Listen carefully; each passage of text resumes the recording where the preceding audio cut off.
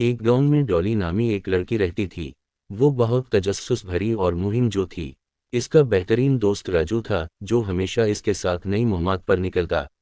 डॉली और राजू हर रोज जंगल की सैर करते, छुपे हुए खजाने तलाश करते और परइसरार जगहों की कहानियां बनाते। एक दिन सुबह सवेरे जब जंगल में धुंध छाई हुई थी, डॉली ने एक पुराने दरख्त के नीचे कुछ अजीब सी चीज देखी। यह एक बोसीदा सा चमड़े का बना हुआ किताब था जिस पर सुनहरी नक्श व निगार बने हुए थे। देखो राजू, डॉली ने जोश से कहा। राजू ने किताब को उठाया और इससे गर्द साफ की। ये तो जादू की किताब लगती है डॉली, मुझे महसूस हो रहा है कि यह खास है। इन्होंने दरख्त के नीचे बैठकर किताब को एहतियात से खोला। किताब के अंदर अजीब से निशानात और चमकती हुई चांदी की रोशनी में लिखे कुछ अल्फाज थे। पहली ही सफ़े पर लिखा था, जो हैरत को तलाश करते हैं, ये किताब उनकी रहनुमाई करेगी। नीचे एक चमकता हुआ चाबी भी थी। डॉली ने चाबी को हाथ में पकड़ा और फौरन ही इसके हाथ में एक अजीब सी गर्मी महसूस हुई। जैसे ही उसने चाबी को छुआ, इर्द गिर्द का जंगल बदल गया। दरख्त और भी ऊंचे हो गए, आसमान रोशन हो गया और सुनहरी रोशनी का एक रास्ता नमूदार हवा जो जंगल के अंदर गहरा जा रहा था।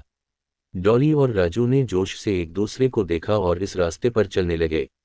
जैसे जैसे वो आगे बढ़ते गए, जंगल और भी पुरस्कार और जादुई होता गया। रंग बिरंगे फूल खिल रहे थे, परिंदे मध्यम स्वर में गा रहे थे और नन्हे नन्हे जानवर उनको दिलचस्पी से देख रहे थे। रास्ते के आखिर में इन्हें एक खूबसूरत सा साफ मैदान मिला जिसके बीच में एक शफ्फाफ झील थी। झील की सतह पर इन्हें एक छपे हुए देश का अक्स दिखाई दिया, ऐसा देश जहां जादुई जंगल, बादलों में महल और सितारों की नहरें थीं। इन्हें समझ आ गया कि ये जादू की किताब एक दरवाज़ा है इस देश की तरफ।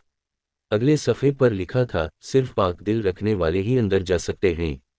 डॉली और राजू ने एक दूसरे का हाथ थामा और गहरी सांस लेकर झील की तरफ बढ़ने लगे। अचानक वो खुद को इस जादुई दुनिया में पाए, एक ऐसी जगह में जो हैरतों से भरी हुई थी। इस दिन के बाद डॉली और राजू अपनी दुनिया में वापस लौटे और जादुई मखलूकात, छुपी हुई दुनियाओं और बेशुमार मुहम्मद की कहानियां सुनाने लगे। इन्होंने इस किताब को महफूज रखा और ये वादा किया कि वो हमेशा एक दूसरे के साथ हर मुहिम में शरीक रहेंगे।